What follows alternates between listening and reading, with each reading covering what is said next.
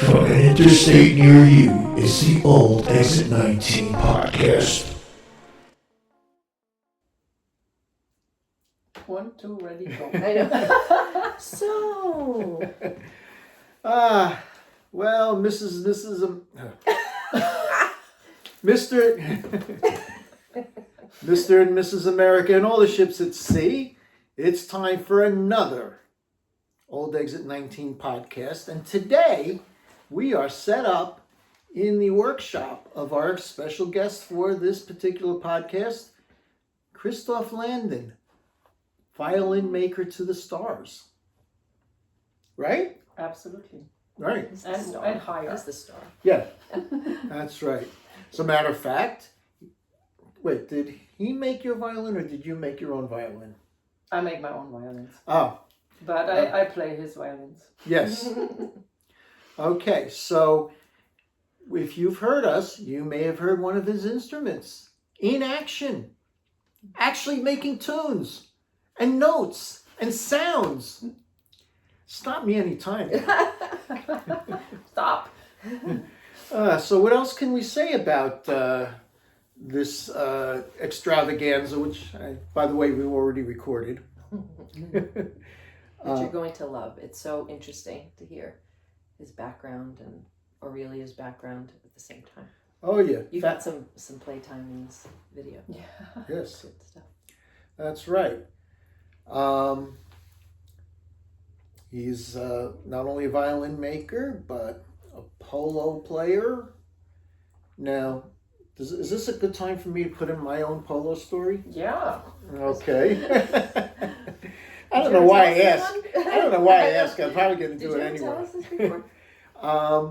Yeah, a while back, I actually went to my first polo match up in Newport, and I found it fascinating. Don't tell Christophe, but the sport itself, I was wondering about, because it seemed like all that would happen is somebody would hit the ball, and because they're on horses, they can't exactly play defense. So they'd hit the ball, and then it would go rolling toward the goal, and if it went in, it was a goal. If it didn't, it went out of bounds, and they had to start all over. Do I have defense? There is actually defense. I'm sure there is, but I couldn't pick up on it. Anyway, the part I really liked was that we were there with a bunch of friends.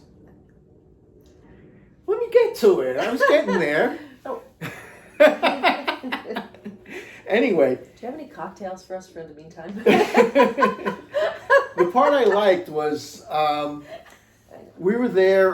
We had a tent on with a bunch of people on the side of the field across from the grandstand. We were, I don't know, about 15 yards or so from the field. And in addition to all the stuff that our friends and us had bought, oh yeah, and we had food, so this whole picnic thing. It was like tailgating, really. And every so often, the champagne cart would come around. And first time I looked, I said, wow, that's very interesting. Because this wasn't cheap champagne. It was that Veuve Clicquot. That's good. Yeah, it's good stuff. Good stuff. It's not cheap, which is the only way I can tell good champagne from me. So anyway, first time I said, oh, look at that, they have a champagne cart. Next time it came around, I said, oh, that champagne cart came around again. And by the fourth time, all resistance had broken down, and I had to go buy a bottle. Which I suppose... Which was not cheap. No. But considering it was a polo match, and somebody was just bringing it to me, I guess it was reasonable. True. Yeah, I'm just saying. I mean... Did you go back again? To the polo match? No, we haven't had a chance. So I would like to. Because... I could make it happen. We will. Okay. Can you get us Make a it tent? happen. Sure. Okay. And a champagne cart. Yes. Sure. Okay, now we're talking.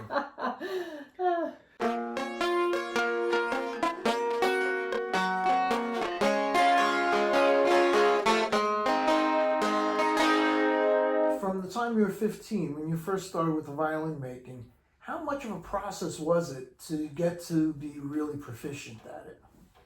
Well, I mean, basically, in traditional French violin making, you are proficient from day one. You go into a workshop and you start making violin just make a violin, and they sell them as student violins for a cheaper price in the beginning. So you just you make instruments as you learn. Also, when you learn in violin making schools, which exist a few, and they're also the instruments you make. They're not, they're great. Actually, the instruments from Mittenwald are really good. Yeah, you have a good teacher. You have instructions. You really. But if you're young, if you're a teenager and you're learning even from the best, I can't imagine after one workshop lesson being able to do that. No, I mean, a young apprentice, I mean, they were 12 years old when they started in Italy in the 18th century. You need an ear too, don't you? No, you don't need an ear. So you sit down and you make a violin. And you just want to whip one up right here? No. In Mirecourt, the kids started at 12 years old. In the beginning, they learn how to use the plane, to maybe make sound post is the piece of wood that's inside the violin. And when you're an apprentice, they give you some split wood and a plane, and you learn how to use the plane to make a round thing like this, cylinder. And so that's how you start. And you just go to it immediately. Carving the tops and the front, you really learn from day one. And in Mittenwald, where I learned, That's right. We should point out that there's more than one violin maker sitting around here. Exactly. Aurelia is a. Did you do Meisterprüfung? Yeah. She's a Geigenbaumeister. She's a master violin maker and bow maker, because I taught her bow making. Mm-hmm. Yeah. Yeah, what I wanted to say, when you learn in Mittenwald, I don't know if it's in Mercourt or in Cremona where the other schools are, you start with 3 violins to the same time. So you do the same process 3 times before you continue. So that's how you... I don't know if it's such a good idea, actually. You might be discouraged after a while. In Mirko, you just make one. You make the one violin from A to Z, and then you go to the next one. Yeah, it depends on how you look at it. So repeating is good. Yeah, repeating is good. But the quality of the craftsmanship in the German school in the beginning is very, very good. Yeah.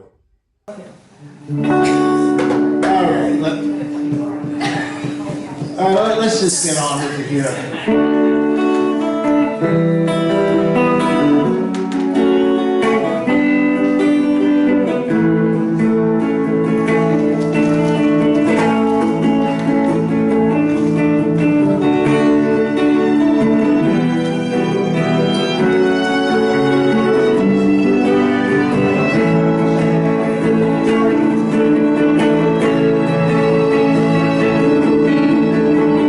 Why do we kill ourselves?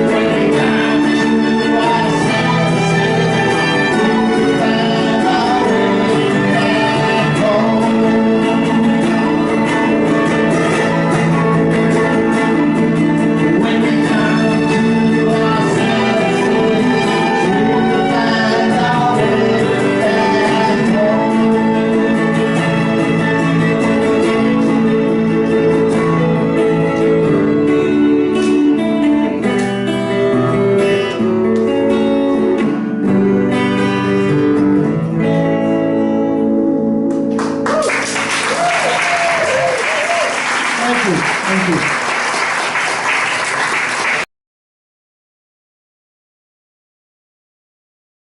Violins go up in price when I die. Actually, somebody in the shop today, to Chinese student came, one wanted to see bows I made, because his teacher has 2 bows I made. And Lila Josefovich is his teacher, yeah, she has 2 bows I made. And the other one wanted to see my violas because his teacher in Switzerland, who is the principal violist of one orchestra there, and who is Serbian, also has a viola of mine. So there are few people that want to have my instrument. They don't necessarily want to pay for them because I charge $75,000 for my violins and $125,000 for my cello, $125,000 for my cello, but they are interested in trying them and see if they're going to fall in love with them. Yeah, so when I make them, I have the leeway to take a trade to facilitate the deal, because those poor musicians, they don't have family money before they can raise $60,000. Can take a long time. Who else buys instruments, like high value instruments? Like Stradivarius instruments, For example, yeah. Oh, the best customer for the really expensive instruments are either banks, like the Bank of Austria, the Österreichische Nationalbank. They're just putting out a word now that they want to spend up to $2 million in a cello. So they send an email to I don't know many violin dealers, and you have to apply very complicated process, all by on the internet, of course. And But for $2 million, you cannot get a Stradivarius. no, you cannot get a Stradivarius, but you can get a David Tekler or Francesco Goffriller or. What is a Stradivarius cello now? Stradivarius cello is worth between I'd say $5 million and $40 million. But I really wonder who's going to buy them. You know, Is that why the banks are buying them, so that they the can... banks. I mean, a bank like the Austrian bank, for instance. Austria is the country of Mozart. I mean, there's a huge tradition of classical music there, and the Austrian National Bank has been buying instruments for the past 30 years, 2 or 3 a year, that they lend to the best of their young musicians. And it's great for the bank. I mean, they buy the instrument not with money, with the interest and the interest and the interest and the money. It's like, for them, it's almost nothing. But there has to be a national consensus, see that everybody is ready to spend the national, the country's money on instruments. Yeah. When you go to wherever, if you go to China, if you go to London, you go to Paris, I know you have the shop in Paris, but in general, is there a single reason that you go? Are you going with a specific instrument that you're trying to sell? Sometimes delivering it? Yeah. Most of the time, So it could be, I fly with an instrument that somebody wants to try, and I have to do it's called an ATA carnet with the violin, with a Stradivarius, so you can go through customs without any problems, back and forth, and people try them. It's like a passport for the A instrument. passport for the instrument that's valid for 1 year, yeah. You don't ever lose them on the cab, do you? I try not to. I try not to. That's a nightmare, but it could happen. Oh, come on, you've heard those stories, right? Yeah. Like your man left his cello in the trunk of a cab. That can happen. But one got stolen.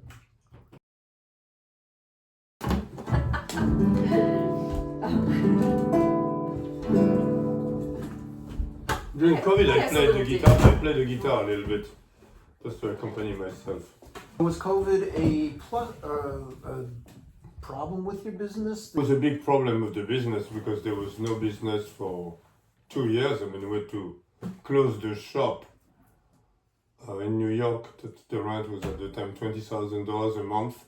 I think the government gave us like 3 months of rent, all the rest is like a huge loss actually. But it was a great experience for us living on a farm.